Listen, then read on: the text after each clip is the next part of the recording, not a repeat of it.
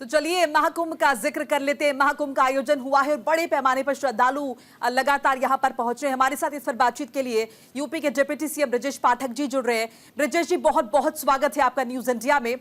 और सबसे पहले तो आपको बधाई है, साथ साथ ये भी समझना जानना चाहूंगी, देखिए जिस मंशा के साथ, जिस विजन के साथ महाकुंभ का आयोजन हुआ है यूपी सरकार की तरफ से, क्या वो विजन आप पूरा होता हुआ देख रहे हैं? सनातन का प्रचार हो, प्रसार हो और बड़े पैमाने पर साधु संत एक साथ जुटे, और जिस एकजुटता की लगातार आप बात कर रहे हैं और जिसे लेकर तमाम नारे भी दिए जा रहे हैं कि एक रहेंगे तो सेफ रहेंगे, वो विजन आपको लग रहा है पूरा हो रहा है? माननीय प्रधानमंत्री जी के मार्गदर्शन में सनातन की पताका पूरी दुनिया में सर्वोच्च शिखर पर लहलहा रही है। हम सब जानते हैं महाकुंभ का आयोजन अद्भुत, अलौकिक, विहंगम और डिजिटल इस बार संपन्न हो रहा है। महाकुंभ को लेकर के जिस ढंग से उत्तर प्रदेश सरकार ने तैयारियां की हैं, माननीय प्रधानमंत्री नरेंद्र मोदी जी के मार्गदर्शन में, माननीय मुख्यमंत्री योगी जी की अगुवाई में, हम कह सकते हैं व्यवस्था की दृष्टि से ये सर्वोत्तम महाकुंभ का आयोजन साबित होगा। लाइन ऑर्डर की दृष्टि से सर्वोच्च स्थान हासिल करेगा। इसके अलावा जो नागरिक सुविधाएं हैं वो भी बेहतर से बेहतर बनाने का काम हमारी सरकार ने किया।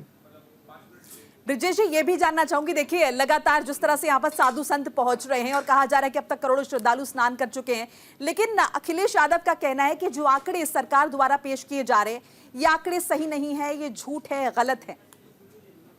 समाजवादी पार्टी के नेता अखिलेश यादव जी हों या कांग्रेस के नेता हों, उनको सनातन संस्कृति से कोई लेना देना नहीं है।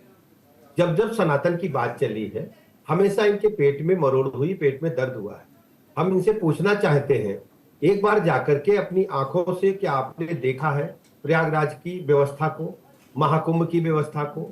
जब ये सरकार में होते हैं तब भी नहीं जाते हैं, केवल वातानुकूलित कक्षों में बैठ करके सनातन के खिलाफ बयान देने की इनकी पुरानी परंपरा है। आप इनके पुराने बयान देखेंगे, हमेशा सनातन धर्म के खिलाफ बोलते रहते हैं। इनकी वास्तव में यदि इनको बोलना है, हिम्मत है, तो जरा दूसरे धर्मों के बारे में भी बोला है। मुझे लगता है कि केवल वोट के भय की वजह से ये कभी किसी के खिलाफ नहीं बोलते, और सनातन पर हमला केवल अपने वोट को तुष्टीकरण की नीति के तहत उनको संतुष्ट करने के लिए उनके पक्ष में हमेशा बयान इस प्रकार के उलझुल लोग देते रहते हैं। ब्रजेश जी, कितना बड़ा माइलस्टोन आप इसे मानते हैं जिस तरह से महाकुंभ का आयोजन हुआ है? क्योंकि महाकुंभ इससे पहले भी हमने देखे हैं, लेकिन इस दफा जब महाकुंभ का जिक्र हो रहा है तो जाहिर है बहुत बड़े पैमाने पर इसकी तैयारियां हुई हैं। कितना बड़ा माइलस्टोन आप इसे मानते हैं, आपकी सरकार के लिए है ये? सनातन संस्कृति का मुझे लगता है सर्वोच्च शिखर है, जहां पर पूरे देश दुनिया के सनातन धर्म मानने वाले लोग एक मंच पर एक साथ प्रयागराज में संगम तट पर इकट्ठा हैं और करोड़ों की संख्या में एक साथ समवेत जय जयकार लगाते हुए मां गंगे को नमन करते हुए संगम में स्नान कर रहे हैं। और यह अद्भुत छटा आपको दुनिया में कहीं देखने को नहीं मिलेगी। इतनी बड़ी संख्या में एक साथ मानव समाज एक मंच पर इकट्ठा हुआ हो, यह अद्भुत है, अलौकिक है। हम कह सकते हैं इस नजारे को देखने के लिए देवी देवता भी बहुत लंबा इंतजार करते हैं, और हमारी संस्कृति में कोई आज की बात नहीं है। ये मैं कह सकता हूं कि राजा हर्षवर्धन ने जिस ढंग से महाकुंभ कुंभ को आयोजन को सफल किया था इतिहास में, आज आप देख रहे हैं उनकी सफलता की कहानी धीरे धीरे कितनी तेजी के साथ आगे बढ़ रही है। कहानियों में लिखा है, जो हमारे इतिहास है उसमें भी लिखा है कि राजा हर्षवर्धन आते थे कुंभ के अवसर पर, महाकुंभ के अवसर पर लगातार यहाँ प्रवास करते थे और अपना सर्वस्व न्यौछावर सनातन को करके अपने राजपाट का संचालन आगे के लिए करते थे। इस प्रकार हम कह सकते हैं कि इस बार हमारी सरकार ने बेहतर से बेहतर इंतजाम करने का काम किया। जो टारगेट आपने सेट किए थे कि कहीं ना कहीं महाकुंभ से पहले ये तैयारियां पूरी हो जाएंगी, जो सुविधाएं आप आम जनता को देना चाहते थे, आपको लग रहा है कि वो टारगेट पूरा हो चुका है, वो अचीव हो चुका है? और वो तमाम सुविधाएं, क्योंकि हम देख रहे हैं प्रयागराज जैसे शहर में इतने बड़े पैमाने पर लोगों को एक साथ अकोमोडेट करना, ये वाकई में बहुत बड़ी चुनौती रही होगी सरकार के लिए। इंफ्रास्ट्रक्चर के मामले में प्रयागराज शहर को सालों पहले हम लोगों ने सजाना संवारना प्रारंभ किया था।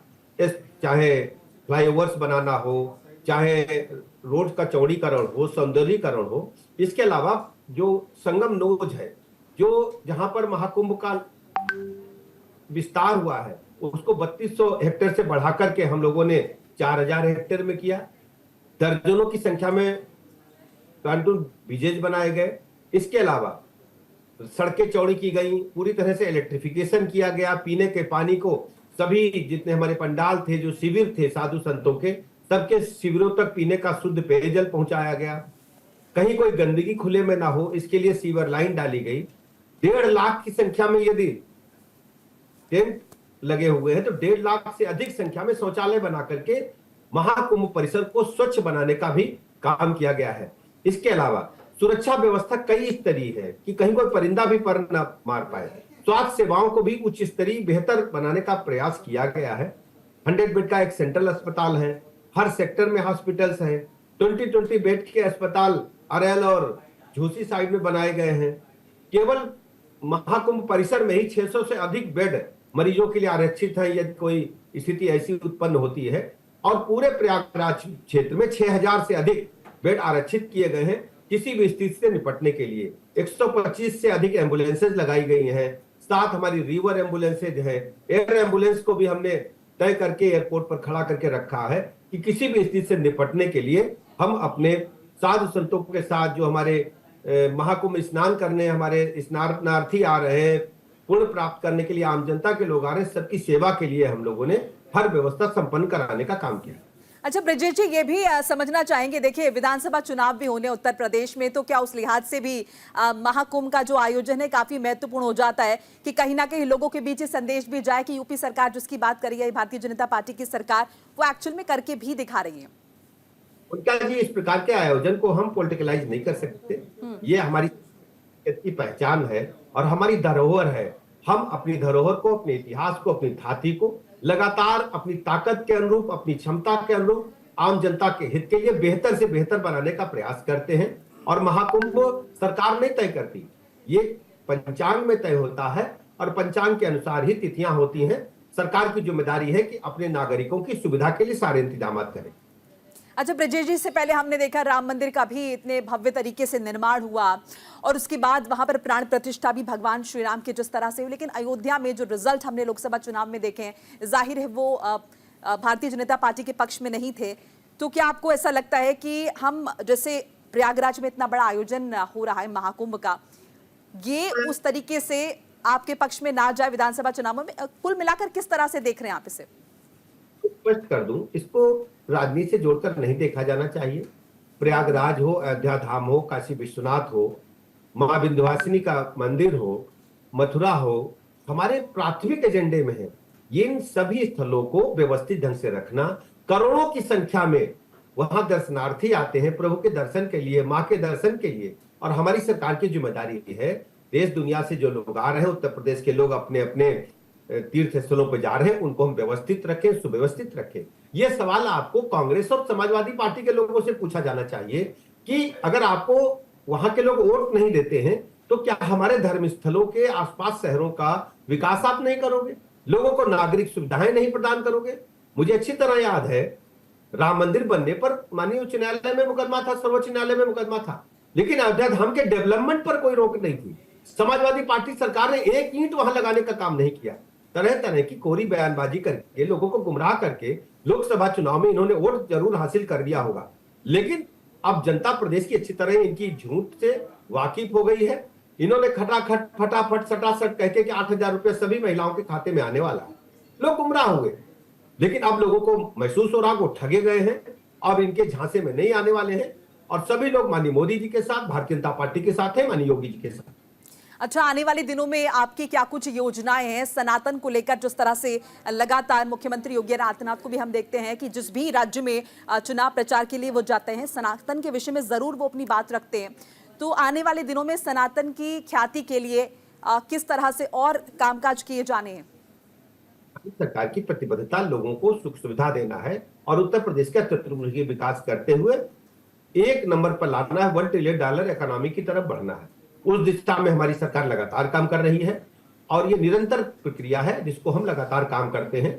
आज 2017 का उत्तर प्रदेश आप देखिएगा और आप 2024 का प्रदेश किसी से पूछिएगा, 2025 के बारे में पूछिएगा, तो आज उत्तर प्रदेश डेवलप्ड स्टेट के रूप में उभर करके पूरे देश के सामने खड़ा हो गया है।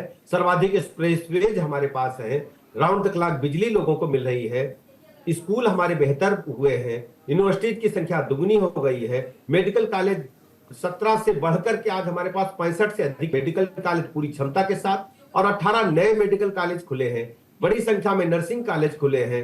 25,000 से अधिक सब सेंटर हमारे काम कर रहे हैं।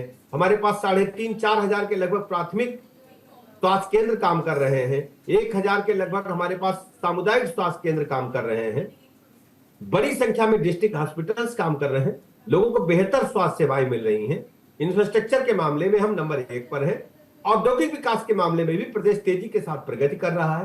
डेवलपमेंट के साथ साथ लोग यहाँ इन्वेस्टमेंट के लिए भी आ रहे हैं। जी। दुनिया की मोबाइल बनाने वाली फैक्ट्री आज सैमसंग की नोएडा में लगी हुई है। आज उत्तर प्रदेश बदलता हुआ उत्तर प्रदेश है। अब उत्तर प्रदेश बीमारू राज्य नहीं, एक बेहतर सुव्यवस्थित राज्य के रूप में राष्ट्र में उभर करके सामने आ रहा है। ब्रिजेश जी, शुक्रिया अपना नजरिया हमारे साथ साझा करने के लिए, न्यूज इंडिया के माध्यम से दर्शकों तक पहुंचाने के लिए बहुत बहुत शुक्रिया। एक छोटा सा ब्रेक यहां पर लेना होगा, फौरन हाजिर हो रहे हैं।